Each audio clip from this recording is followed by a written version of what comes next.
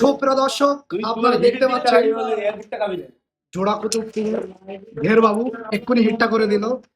দেখা যাক কয়টা গুলি গিয়েছে।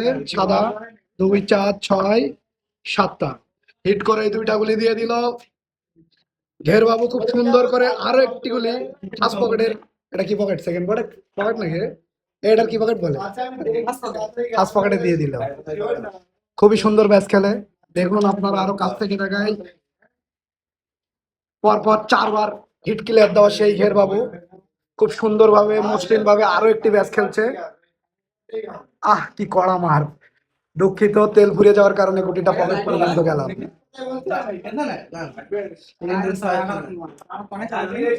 দক্ষিণবঙ্গের সেই বিখ্যাত বালা লাল্টু ভাইয়ের হাতে স্ট্রাইক, দেখা যাক তিনি কি করেন। খুব সুন্দর একটি শট, একই সাথে রেড এবং কালো দুইটা পকেট দিয়ে দিল। কভারের সময় খুবই ভাবছেন কি ব্যাপার, ও একটা গুটিও যায়নি, আগে লাল খেলে ফেলেছে। দেখা যাক, স্ট্রাইক এখনো পর্যন্ত বালা লাল্টু ভাইয়ের হাতেই রয়েছে। খুব সুন্দর ভাবে নিরিখ করে মারছেন এবং এবং একটি করে গুটি পকেট। বিগত টুর্নামেন্টে তিনি চারবার হিট ক্লিয়ার করেছিল। দক্ষিণবঙ্গের বিভিন্ন জায়গায় তিনি খেলা করে থাকেন।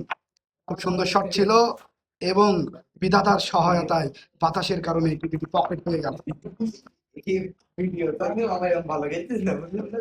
খুবই ভেবে চিন্তে সুন্দরভাবে ডিসিশন নিচ্ছেন বালা লাল্টু ভাই। শট মিস হয়ে গেল।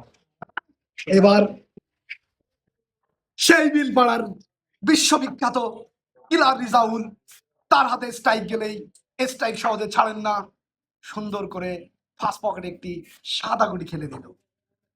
রেডের দিকে ধান্দা করছে, দেখা যাক, এবং মেরে দিল, কিন্তু রেডটি হাতে নিতে পারলো না, ব্যর্থ হলো কিলার রিজাউল।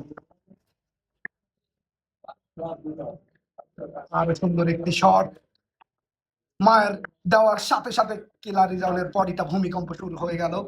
দেখা যাক, আরো একটি গুটি সুন্দরভাবে মেরে দিল এবং